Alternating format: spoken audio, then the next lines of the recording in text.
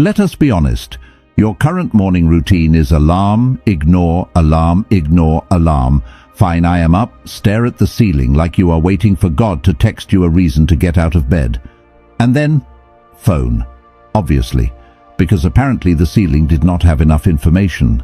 So now you are lying horizontal, not yet fully conscious, scrolling through news that makes you anxious, posts that make you feel behind, and opinions from people you have never met about things that have nothing to do with your life. And you have been awake for approximately 90 seconds. Congratulations. You just let the entire internet win the first round of the day before your feet touched the floor. Now you are in the shower, thinking about 17 things that have not happened yet. You are eating breakfast while mentally rehearsing a conversation you need to have that you have been avoiding for 2 weeks. You are driving to work or sitting at your desk already carrying the full emotional weight of a day that technically has not started yet. And you wonder why by 10 in the morning you feel like you have already lived an entire week. It is because you started the day at a deficit. You handed your most powerful minutes to everything except yourself, and now you are running the whole day on empty, trying to catch up to a version of you that never got the chance to show up. Here is what nobody tells you. Those first few minutes of the morning, the ones you are currently spending arguing with an alarm clock and giving your brain to strangers on the internet, those minutes are the most valuable real estate in your entire day. Not because something magical happens in them, because they set the operating system for everything that comes after them. The words you say to yourself in the morning are not just words. They are instructions. They load into your mind before the day starts running on it, and they determine what you notice, how you respond, what you believe is possible, and how much of yourself you actually bring to the moments that matter. The Stoics understood this better than anyone. Marcus Aurelius, a man running the most powerful empire on earth, started every single morning with a mental preparation practice before he let the day touch him. Seneca, one of the most influential thinkers in Roman history, wrote entire letters about the importance of owning your morning before anything else owned it. Epictetus, a man who literally owned nothing, understood that what he said to himself first was the only real asset he had. None of them started their day by checking what strangers thought about things they could not control. They started it by talking to themselves, deliberately, with intention, with the full understanding that the mind you bring to the day is the most important thing you bring. So today you are getting 10 words for your morning, 10 affirmations built on 2,000 years of Stoic philosophy, modern psychology, and the hard-won wisdom of people who figured out how to actually live well instead of just performing wellness on the internet. They are going to sound simple. Do not let that fool you. The simplest things are always the ones we most consistently fail to do, and the ones that change everything when we finally start. Put the phone down, sit with this. Give yourself the one thing you have been giving to everyone else since the moment you woke up, your own attention, for the next few minutes. Finally, if this video is the first thing that has made your morning feel like it belongs to you in a very long time, comment below, I am taking my morning back. Number 1. Today I choose my response, not my circumstances. My response. Quick warning before we start. Something is going to go sideways today. Not dramatically, hopefully, but something. A message that lands in exactly the wrong tone. A plan that makes it to about 11 in the morning before reality completely dismantles it. A colleague who says something so spectacularly unhelpful that you spend the next 30 minutes in your head writing the perfect comeback you will absolutely never say out loud. That is not pessimism. That is just Tuesday. Life does not cooperate with scheduled plans. If it did, nobody would need meditation apps, stress eating would not be a recognized coping strategy, and Monday mornings would not have that specific energy of everyone quietly wondering how it got bad so fast. So, the question is never whether something difficult is going to arrive today. It is. The only question is what happens in the space between when it arrives and when you respond to it. That space is small, embarrassingly small in most people. The gap between trigger and reaction is so compressed that most people do not even know they have one. Someone says something, and they are already irritated before they have processed what was said. Something goes wrong, and the panic is already running before any rational assessment of the situation has taken place. They are on autopilot, and autopilot is a perfectly good setting for driving a familiar route, but a catastrophic one for navigating a human life. Epictetus said, "It is not what happens to you, but how you react to it that matters." This man was enslaved. He had less control over his external circumstances than almost anyone reading this will ever experience. And from that position of radical powerlessness, he built a philosophy that has outlasted empires. His entire argument was this: they can control everything outside me. They cannot control what I do with it on the inside. That is mine, always. Your response is yours, always. Even when it does not feel like it, even when someone has pushed exactly the right button in exactly the right sequence, and the emotional response feels completely automatic and completely unavoidable, there is still a space, tiny, requires practice to find it. But it is there. And in that space is the difference between a person who is living their day and a person who is being lived by it. Choosing your response does not mean choosing to feel nothing. It means choosing what you do with what you feel.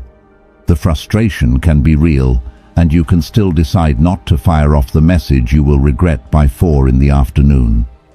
The anxiety can be genuine, and you can still decide not to let it make the next decision for you.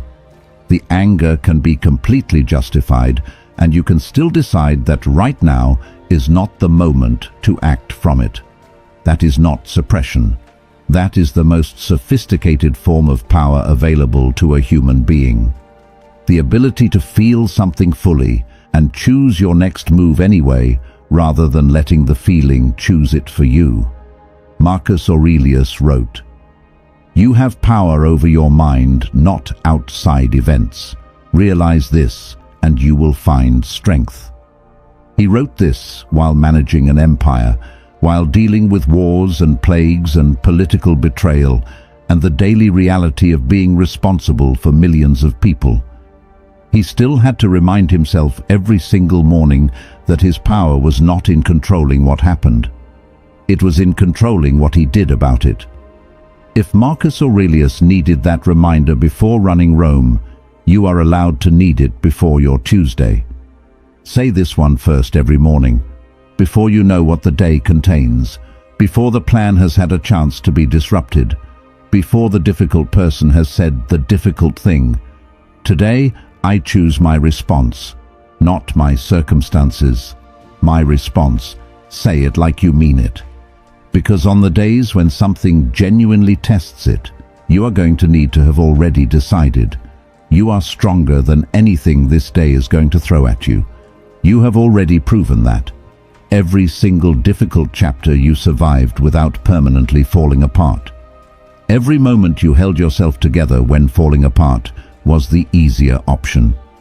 That strength is not luck. It is you. It has always been you. And it begins fresh every morning the moment you choose your response, before the day chooses it for you. Walk into today knowing that. Nothing coming at you today is bigger than the person reading these words right now. Number 2. I am not behind. I am exactly where my journey has brought me. Somewhere between your 20s and right now, you developed a timeline. You did not consciously design it. It assembled itself from 100 different sources. What your parents expected, what your friends seemed to be achieving, what social media presented as the normal pace of a successful adult life, what you told yourself at 22 when you were optimistic about timelines and had not yet met the specific combination of circumstances that were going to rearrange your original plan entirely.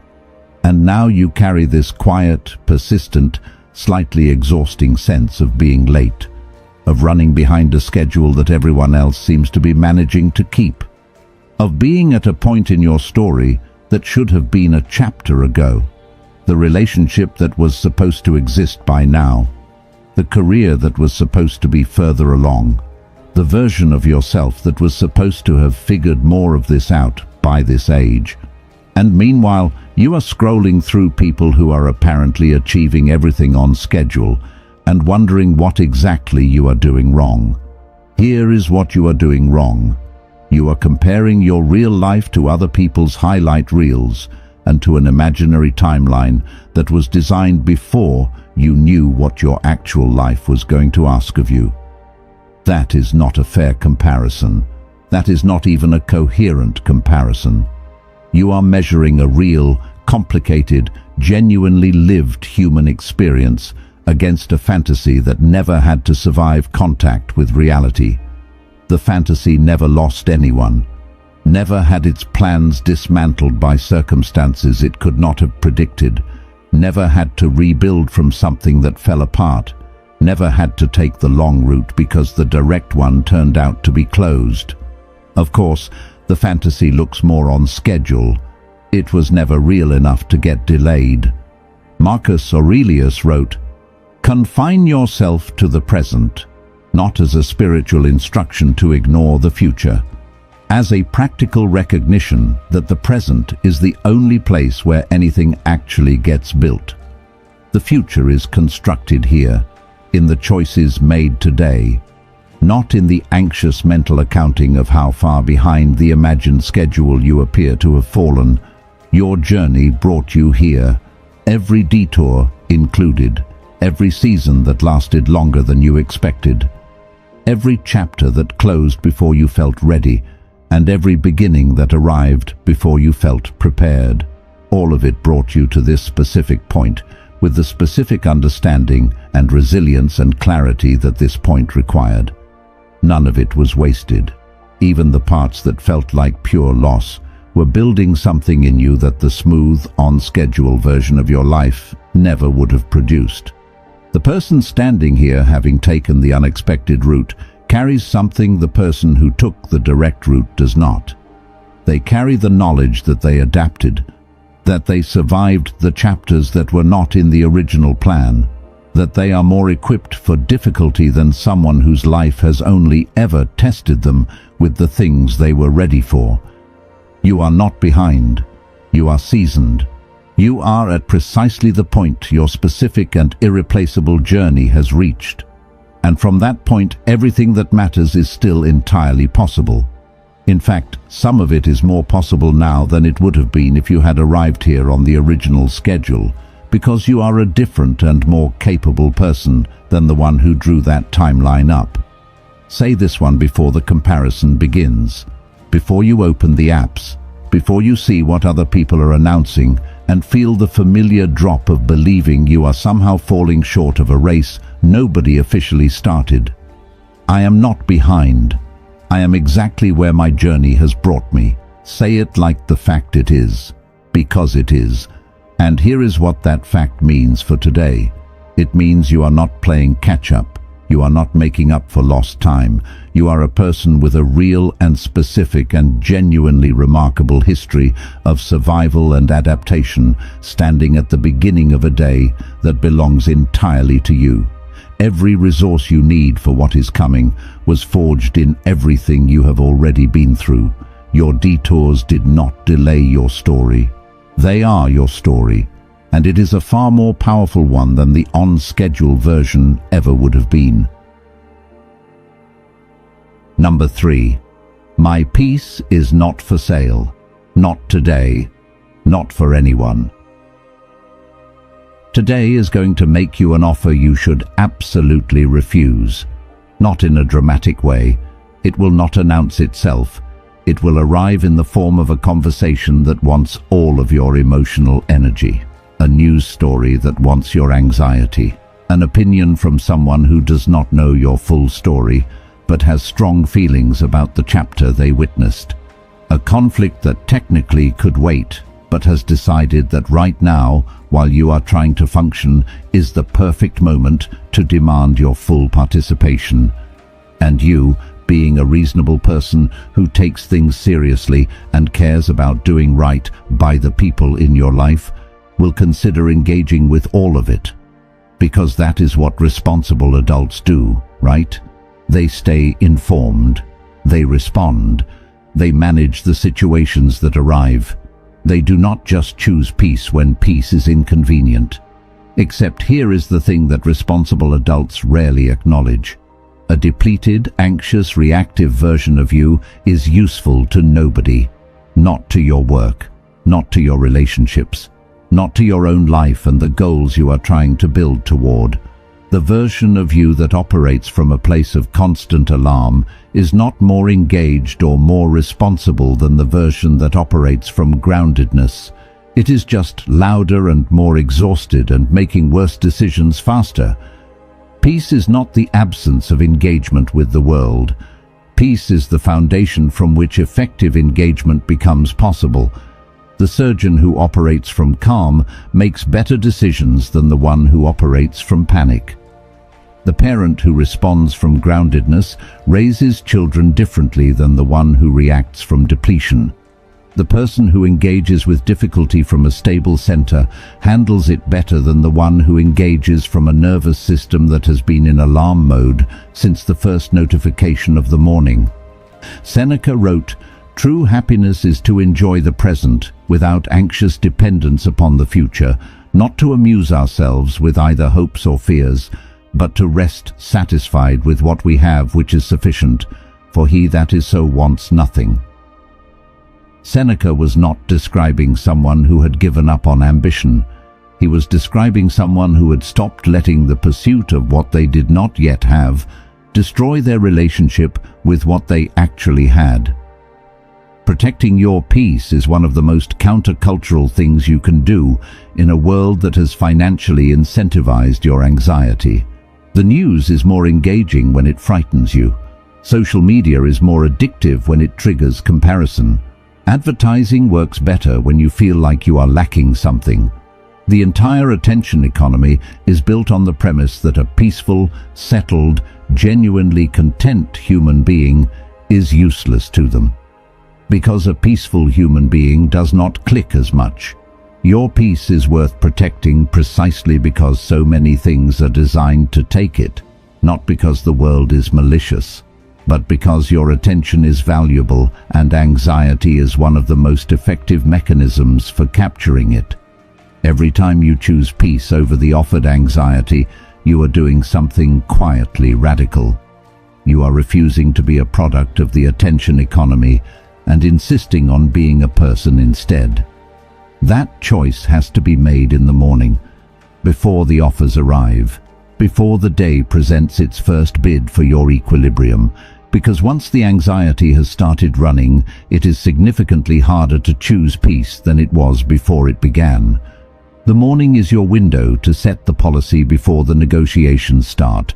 Say this one with some real conviction: my peace is not for sale, not today, not for anyone, not for the news cycle, not for the difficult person, not for the situation that could technically wait but arrived with artificial urgency, not for anyone who mistakes your calm for indifference.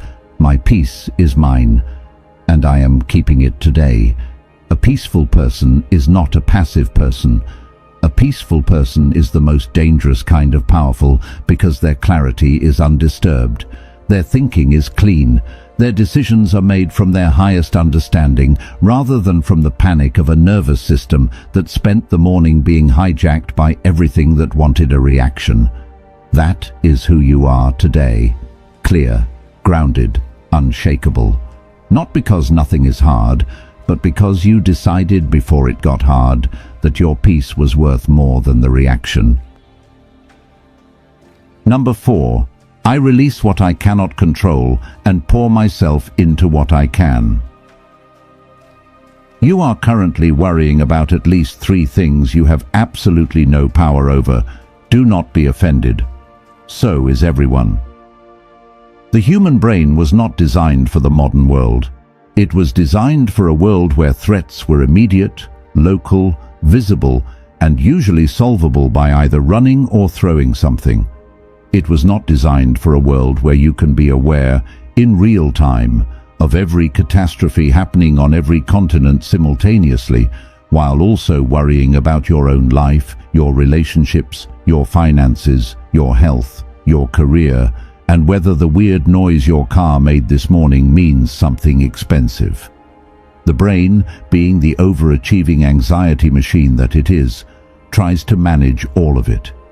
It treats each piece of unresolvable worry as a problem to be solved, and runs the solving process continuously in the background, consuming enormous amounts of energy and producing very little except the persistent low-grade hum of a nervous system that never quite gets to switch off. This is not a character flaw. It is a design issue. The hardware is running software it was never built to run, and the result is a kind of exhaustion that sleep does not fully fix, because the mind was working through the night too. The Stoics had a solution for this that is 2,000 years old and still the most effective one available. They called it the dichotomy of control. Epictetus put it plainly: of things, some are in our power and others are not. In our power are opinion, motivation, desire, aversion. Not in our power are body, reputation, command, and in a word, whatever is not our own action. 2 lists: what is yours and what is not. Most people spend most of their energy on the second list and then wonder why they are perpetually depleted despite working so hard. The energy spent on what cannot be changed does not change what cannot be changed. It just drains what was available for what can be. Releasing what you cannot control is not giving up. It is not indifference dressed in philosophical language. It is the most intelligent possible allocation of a finite resource. You wake up every day with a limited amount of mental and emotional energy. Every unit spent on what is outside your jurisdiction is a unit not spent on what is inside it. The mathematics of this is clean and unavoidable. The only question is whether you are doing the maths consciously or letting the brain run its default algorithm of worrying about everything with equal urgency, regardless of whether anything can be done about it. What is inside your jurisdiction? Your effort today, your quality of attention, the choices available to you in the hours ahead, your responses to what arrives, your decisions about what to engage with and what to let pass, your commitment to the things that actually matter to you, regardless of what the uncontrollable circumstances are doing around them. That list is actually quite long, and it is the only list that produces anything. The other list is a consumption engine with no output. Pour yourself into what you can change and release the rest with the understanding that releasing it is not weakness. It is the most sophisticated form of energy management available to a human being. Marcus Aurelius wrote, "You have power over your mind, not outside events. Realize this and you will find strength." He was managing an empire with wars on multiple fronts, and he still had to remind himself every morning that his power was in what he did, not in what happened. If Marcus Aurelius needed the reminder, your Tuesday qualifies. Say this one before the list of uncontrollable things starts assembling itself in your mind, because it will. It always does. I release what I cannot control and pour myself into what I can. Say it as a redirection. As the moment your brain stops running the futile algorithm and starts running the useful one, and then actually pour yourself in, fully, without reservation, without holding back, because the outcome is not guaranteed. The outcome was never guaranteed. That is not new information. What is new is the decision to bring everything you have to what is yours to effect anyway, because that commitment, that complete and unconditional commitment to your own effort regardless of outcome, is what separates the people who build things from the people who wait to see if building is worth it before they begin. You have more influence over today than you think. Pour all of it in, every drop. Watch what happens when you do. Number 5, I am becoming. Every single day I am becoming more of who I am meant to be. You cannot see your own growth while it is happening. This is one of life's more frustrating design features. You can feel yourself getting physically stronger. You can track a skill improving in real time. You can watch a number change in a bank account or on a scale or in a follower count and have immediate visible evidence that something has shifted. But the most important growth a human being goes through across a lifetime, the growth in wisdom and resilience and self-knowledge and the capacity to navigate difficulty without being dismantled by it. That growth is completely invisible while it is happening. It does not send notifications. It does not show up on a dashboard. It does not announce itself in any way that the modern, metric-obsessed brain considers valid evidence that progress is occurring. And so most people conclude that it is not occurring. They look at themselves and see the same fears they had a year ago, the same doubts, the same patterns showing up in their relationships and their reactions and their relationship with difficulty. And they decide that nothing has actually changed, that the work they have been doing has produced nothing measurable, that they are somehow stuck in an amber version of themselves, that all their effort has failed to shift. This conclusion is almost always wrong. And the reason it is wrong is not complicated. You are measuring growth against an imagined destination rather than against an actual starting point. You are comparing yourself to who you hope to eventually become rather than to who you were when you began. Measured against an imagined destination that has not been reached, any current position looks like failure. Measured against where you actually started, most people have moved considerably further than they give themselves credit for. Seneca wrote, "It is not that I am brave, it is that I have decided what is worth my courage." Every time you decided what was worth your courage and then acted on that decision, you grew. Every time you chose honesty when dishonesty was significantly easier. Every time you tried again after something did not work. Every time you said no to what was comfortable but wrong and yes to what was right but difficult. Every one of those moments was becoming. Quiet, invisible, accumulated becoming. You are not the same person you were a year ago. The change may not be visible to the people who see you every day because they are calibrated to your current state rather than your previous one. But you have been moving in the direction of more understanding, more capacity, more honest self-knowledge, more ability to navigate the specific kind of difficulty that your specific life keeps generating. And becoming never stops for anyone who keeps choosing growth over comfort. It continues across the full length of a life.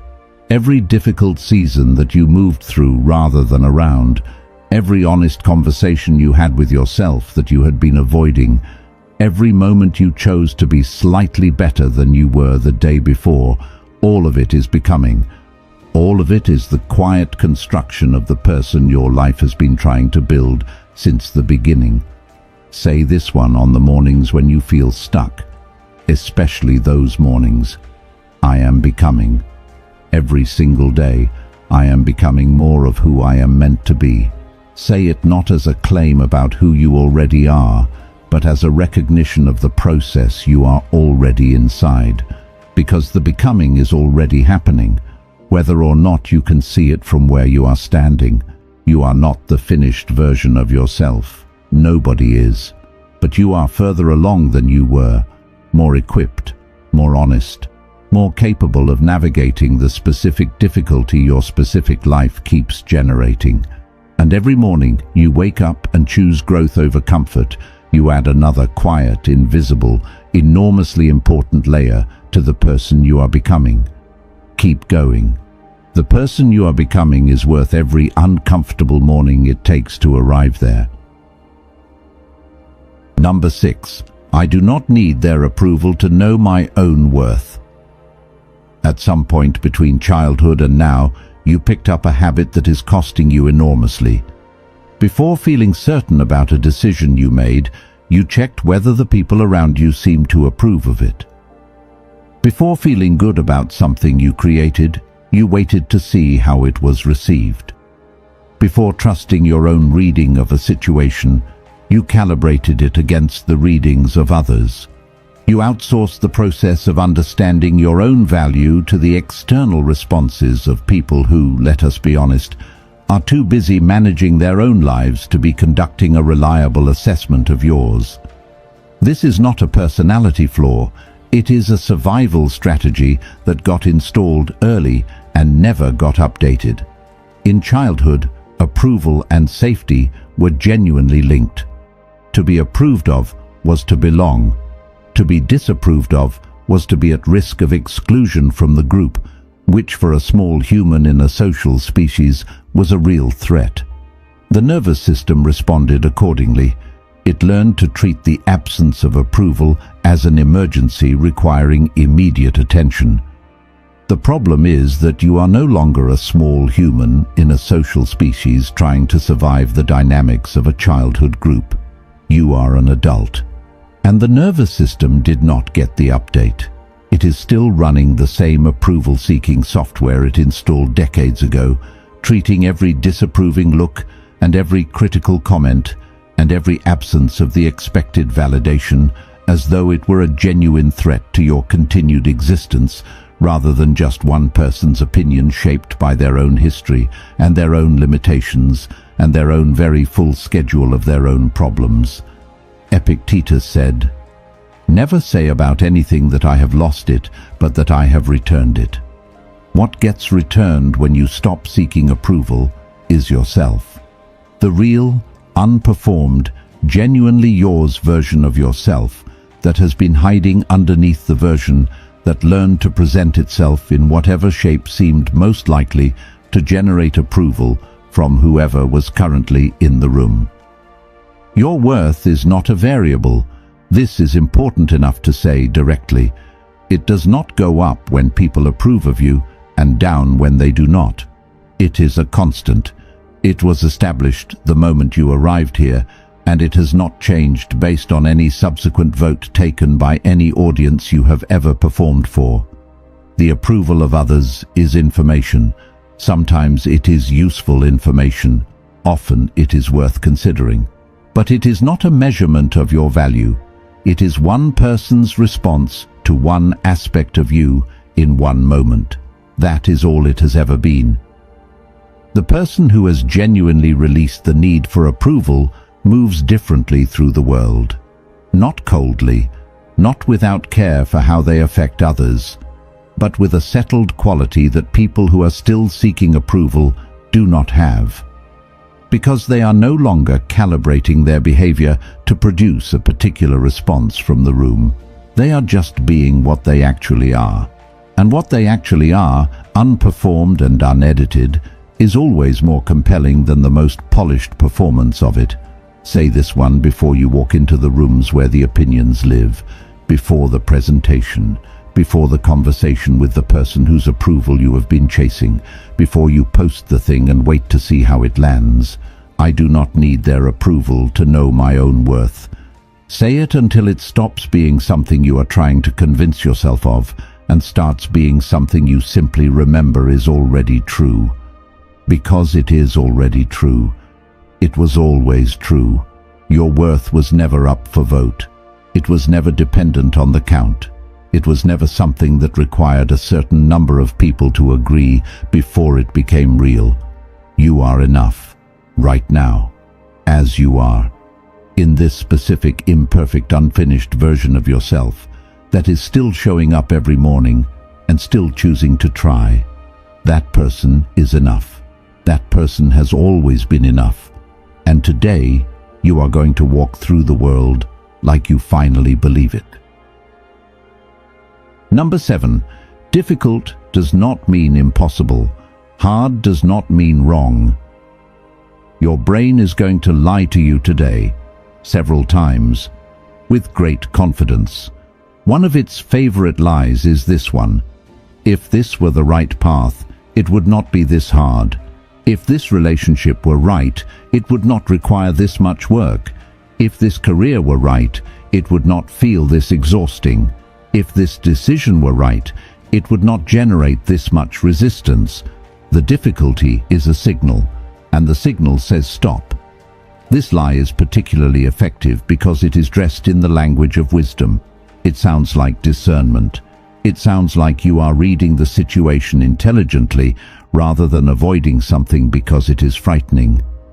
It wraps surrender in such reasonable language that by the time you realize you have been talked out of something important, it is already comfortably behind you, and the comfortable path is already under your feet. The truth is almost exactly the opposite. The most important things in a human life are almost always hard. Not occasionally, almost always. Real connection requires vulnerability, which is hard. Real growth requires discomfort, which is hard. Real integrity requires saying the true thing when the easy thing is available, which is hard. Real achievement requires sustained effort, past the point where stopping becomes available as an option, which is also, surprisingly, hard. Easy is not a reliable indicator of right. Easy usually means familiar, and familiar means you have done this before, and doing what you have done before produces what you have already had, which may be fine, or may be exactly what you are trying to change. Marcus Aurelius wrote, "The impediment to action advances action. What stands in the way becomes the way." He was not writing poetry. He was writing a daily reminder to himself that the obstacle is not evidence of the wrong path. The obstacle is the path. The difficulty is not a signal to turn back. It is the mechanism through which the path produces the person capable of completing it. You do not arrive at the destination and then develop the capability the journey required. You develop the capability during the journey, through the hard parts, especially through the hard parts. Hard does not mean wrong. This distinction needs to live somewhere accessible in your mind before the hard thing arrives.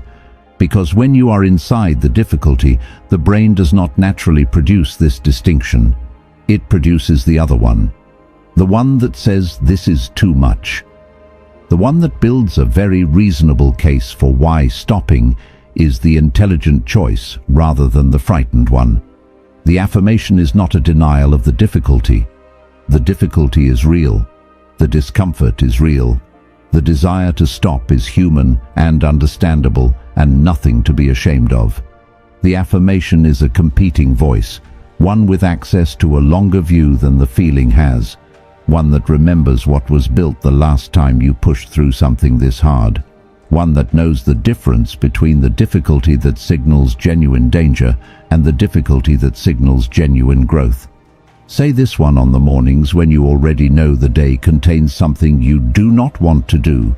Difficult does not mean impossible. Hard does not mean wrong.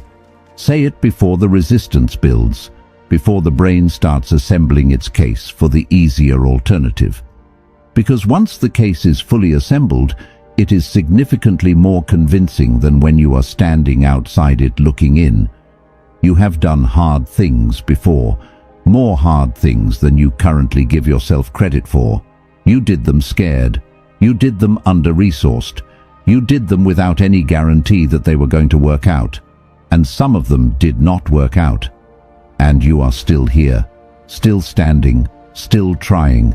That is not ordinary. That is extraordinary. Today's hard thing is not the thing that finishes you.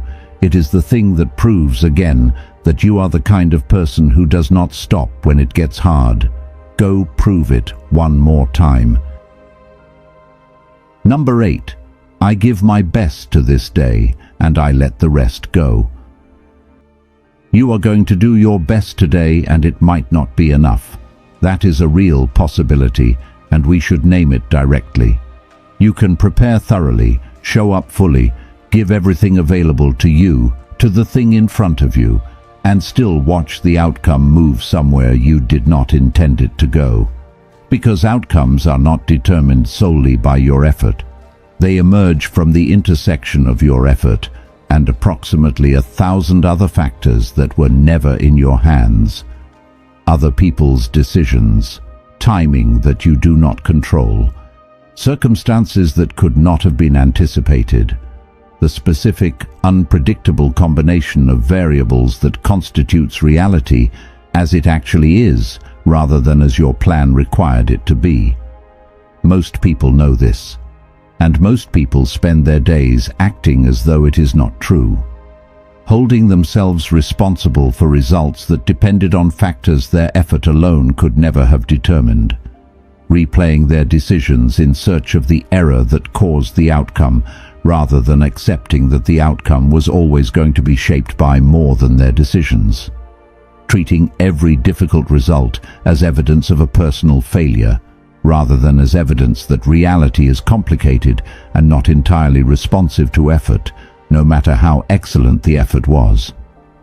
This is not just philosophically problematic, it is practically damaging, because the person who holds themselves responsible for every outcome, including the ones they could not control, burns through their reserves of self-confidence in proportion to the number of uncontrollable things that go wrong. And reality being what it is, a significant number of things go wrong regardless of the quality of the effort applied to them. Seneca wrote, "Reclaim yourself, for you were being robbed." He was talking about time, but the principle applies to energy and self-regard equally well. You are being robbed every time you hold yourself accountable for an outcome that was never fully yours to determine. Every time you replay the decision trying to find the error that would explain the result. Every time you refuse to give yourself credit for genuine effort because the outcome did not validate it. Giving your best to this day means something specific.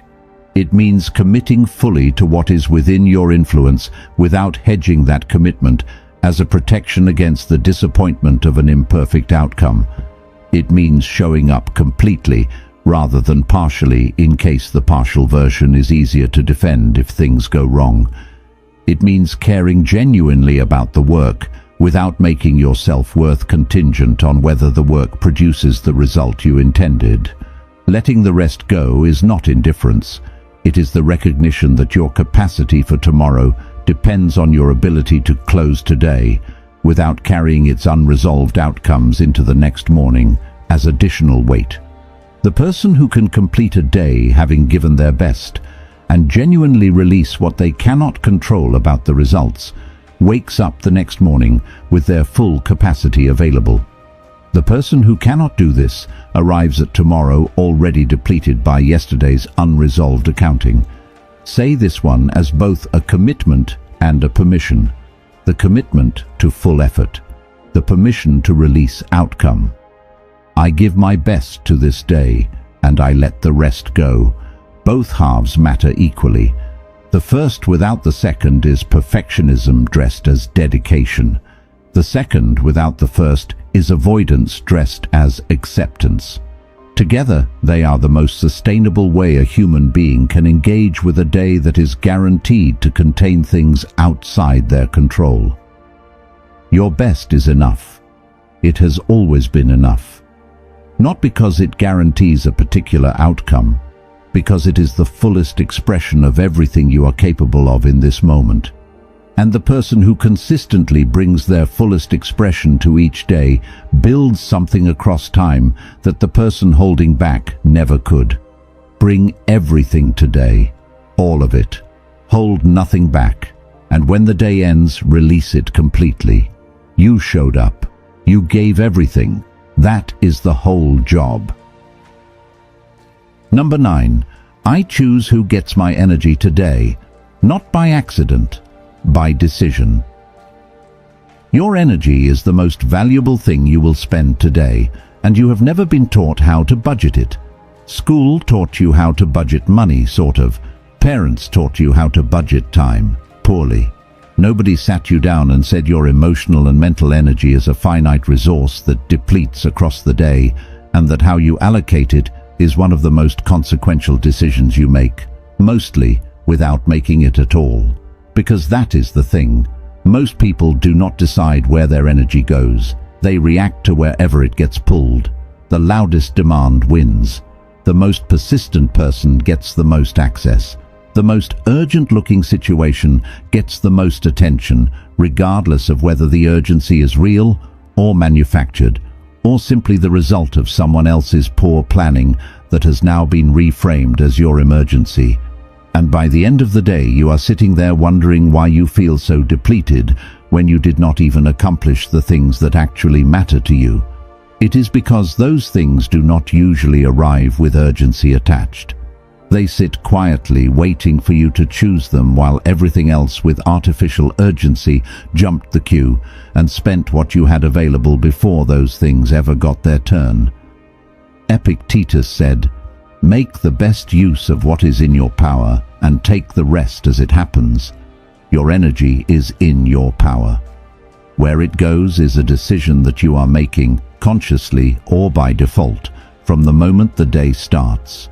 The only question is whether you are making it deliberately or surrendering it to whoever is most insistent about claiming it. Choosing who gets your energy is not cruelty. Let us be clear about that, because this affirmation can be misread as permission to become selfish. It is not. It is permission to become intentional. There is a significant difference. The selfish person withholds energy from others to preserve it for their own comfort. The intentional person allocates energy toward what genuinely deserves it, which includes other people and often includes putting others first. The difference is that the choice is made deliberately rather than by default. The person who gives their full attention to what has genuinely earned it is more useful to everyone around them than the person who scatters their attention across everything equally. Because full attention is a different quality of resource than divided attention. A person who brings their complete focus to a conversation is more present, more useful, more genuinely connected than a person who is technically there but operating at 30%, because the other 70 was already spent before this conversation began. Decide in the morning, before the requests arrive, before the day starts its negotiation for everything you walked in with. Today, I am choosing where my energy goes. Not every situation that wants it will get it. Not every person who demands it has earned it. Not every urgency that presents itself is a real urgency. I am deciding, not reacting, deciding. Say this one before you open the door to the day. I choose who gets my energy today, not by accident, by decision. Say it as a policy you are setting in advance rather than a response you are making in the moment. Because in the moment, the pull of other people's urgency is significantly stronger than the quiet voice of your own priorities. The morning is the only time the quiet voice has the room to actually be heard. You are the gatekeeper of the most valuable resource you will ever have. Your focused, undivided, fully present attention. Guard it today like it matters, because the people and things that deserve it will feel the difference between receiving it fully and receiving a fraction of it. And you will feel the difference at the end of a day spent investing your energy versus a day spent watching it drain toward everything that grabbed for it. Today you are investing. Choose wisely. Spend boldly on what matters and protect everything else like your future depends on it, because it does. Number 10. This is my life. I am living it forward, starting right now. At some point, your life started feeling like something that was happening to you rather than something you were building. It is a gradual shift. Nobody wakes up one morning and decides to become a passive participant in their own existence. It creeps in across years of responding to demands rather than setting direction, of maintaining what exists rather than building what could. of choosing the path of least resistance so many times that the path of least resistance became the only path that felt like an actual option.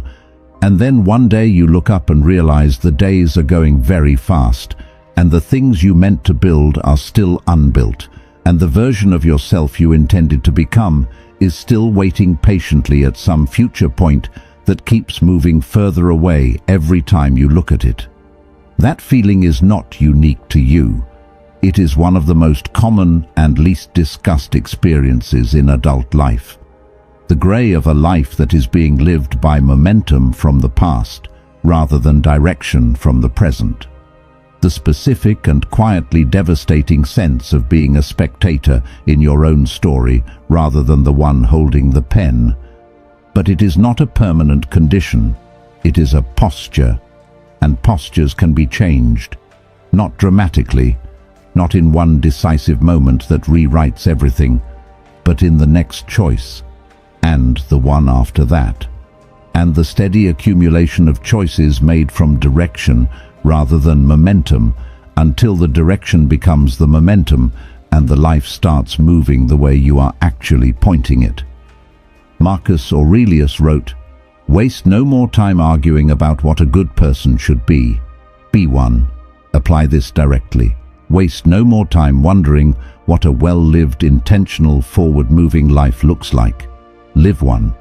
Starting with the decisions available in this moment, this hour, this ordinary, unremarkable day that contains, like every ordinary, unremarkable day, an enormous number of small decisions that are collectively building something, whether you are conscious of what they are building or not. This is your life, not a rehearsal, not a preparation for the real version that will begin when the circumstances improve, or the fear reduces, or the resources finally align. This is the real one, the only one. It is happening right now in the Tuesday of your actual existence, and it is being shaped by what you decide in the next hour, whether or not that hour feels significant enough to bother deciding intentionally. Living it forward means making today's decisions with honest reference to the direction you want your life to move, rather than the direction it has been moving by default. It means asking not just what is easiest in this moment, but what is most aligned with the person you are intending to become. It means treating the present not as something to get through on the way to the future, but as the actual material from which the future is being made. Right now, in this moment, with this choice. Because the future is not a place that exists independently of the present and will arrive regardless of what happens here. The future is what the present is building. The relationship between now and later is direct, causal, and entirely real. What you do today is writing the next chapter. The pen is in your hand, the page is blank, and the morning is the moment you decide what the first sentence is going to say. Say this one last, after all the others. After you have chosen your response and released the comparison and protected your peace and surrendered what you cannot control and acknowledged your becoming and released the need for approval and faced the difficulty and committed your best effort and decided where your energy goes. Say this one as the close of the morning and the open of the day. This is my life. I am living it forward, starting right now, not tomorrow, not after the conditions improve, not when you feel more ready, right now, with everything you have, in the exact circumstances that exist, moving forward in the only direction time actually goes. You have been given one life, one single extraordinary, irreplaceable life. And today is one of the days that life contains. Do not let it pass like something to survive. Let it be something you actually lived, fully, intentionally, with the complete understanding that this day, as ordinary as it looks from the outside, is one of the days that is building the story you will one day look back on. Make it count. Not perfectly, just genuinely. That is all it has ever taken. 10 words, 10 mornings, one life that finally starts feeling like yours. Let us say them together one more time before you go. Today, I choose my response, not my circumstances, my response. I am not behind. I am exactly where my journey has brought me. My peace is not for sale, not today, not for anyone. I release what I cannot control and pour myself into what I can. I am becoming. Every single day, I am becoming more of who I am meant to be. I do not need their approval to know my own worth. Difficult does not mean impossible. Hard does not mean wrong. I give my best to this day, and I let the rest go. I choose who gets my energy today, not by accident, by decision. This is my life. I am living it forward, starting right now. Now. One more honest thing before you go back to your day. You are going to forget most of this by Thursday. That is not a criticism. That is just how the brain works. The noise of the ordinary day is louder than any insight, and it will drown these out within 48 hours if you let it. So do not let it. Come back tomorrow morning, say them again. And the morning after that, say them again. Not because repetition is magic, but because the mind, like any other muscle, develops through consistent training rather than occasional inspiration. One morning of this changes your mood. 30 mornings of this changes your default. 300 mornings of this changes who you are. The Stoics did not practice their philosophy once and consider themselves complete. Marcus Aurelius wrote the same principles to himself repeatedly across years of journals because he understood that the mind needs reminding, that what you know and what you embody in the difficult moment are two very different things, and the gap between them closes only through daily practice, not through a single moment of understanding, however clear that moment was. Seneca wrote, "Every day acquire something that will fortify you against poverty, against death, against other misfortunes.